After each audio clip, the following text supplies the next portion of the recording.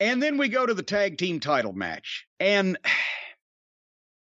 Bobby Fish and Kyle O'Reilly against Jungle Boy and Dino Douche. Jungle Boy and Dino, of course, are the World Tag Team Champions of AEW. Has there ever been a time in any major wrestling promotion where the World Tag Team Championship was on the at least fifth best team in the company?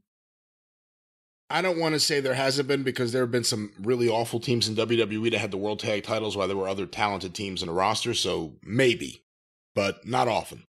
FTR, Fish and O'Reilly themselves, Santana and Ortiz, Danielson and Moxley, for fuck's sake, at least they're stars. Darby Allin and Sting. The Gun Club is a better tag team. The Acclaimed.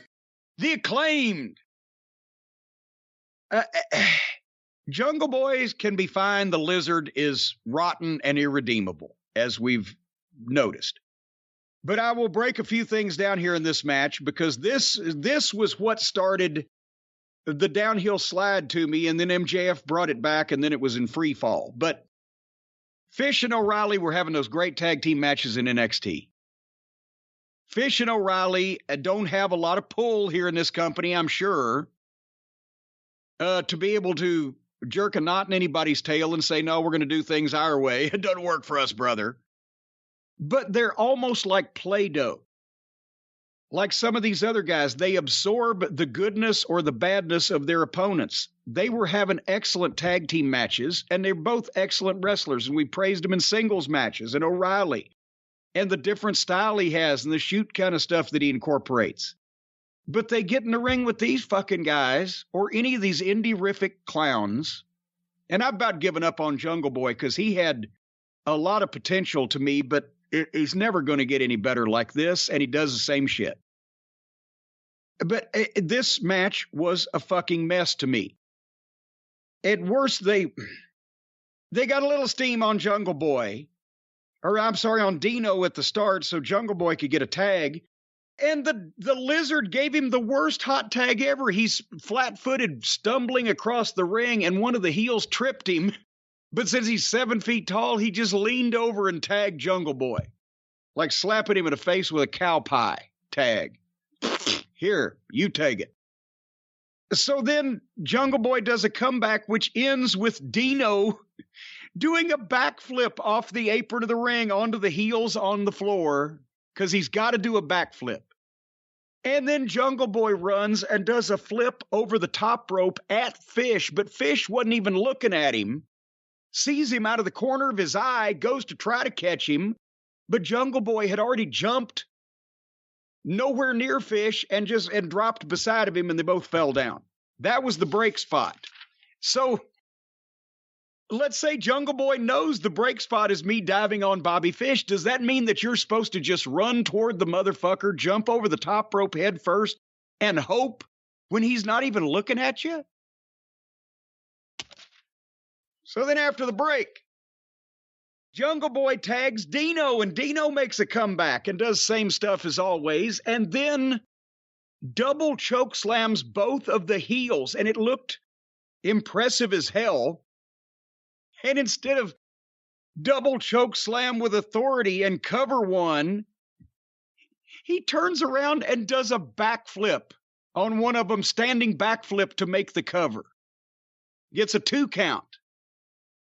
You know, I was going to say the Lizard ought to spend 2 years in solitary confinement with Mike Mondo, and he might learn something, but poor Mondo, the price he would pay.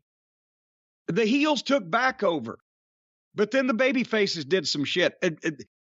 Jungle Boy and Dino did a big double team where Dino gets the sidewalk slam and Jungle Boy comes off the top with the elbow. That looked nice. Nice teamwork move. Only got a 2 count.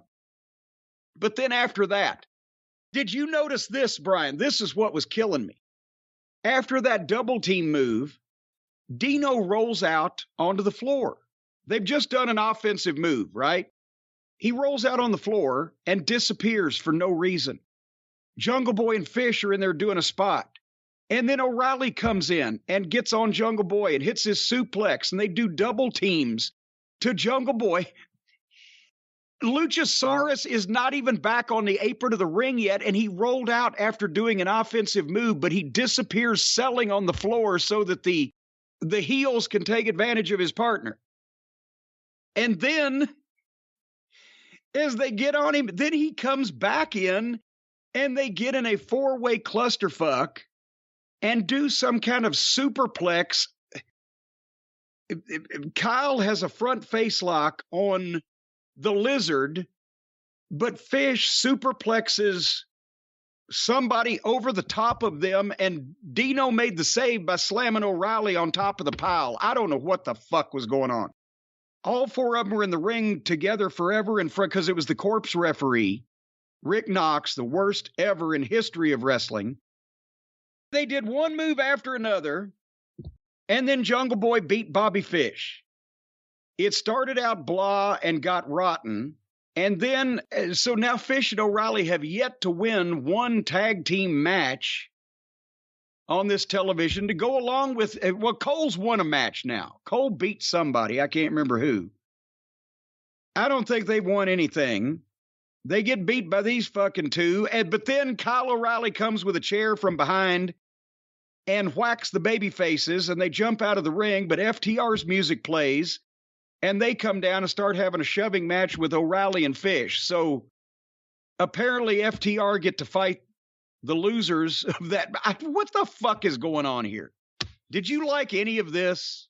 Well, let me just answer your question. You said Adam Cole beat someone recently. I think he beat Jay Lethal on TV recently. Well, that's right. Yes. Because everyone beat Jay Lethal on TV leading up to whatever he did the club. Punish wrestling at the end of the show. But I wasn't crazy about this. I'm not a fan of the Jurassic Express.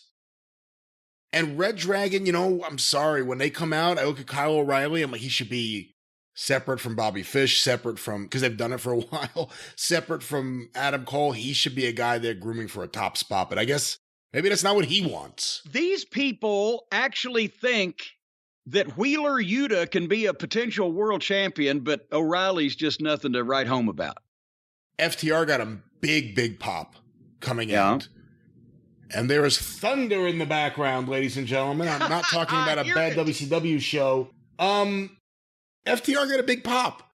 And they've turned themselves babyface by just being the best tag team and people knowing they weren't being used right. Now they're being used right, and people are over the moon about it. So that's something to watch. Like I said last time, they're having a moment and the fans are along with them for the ride.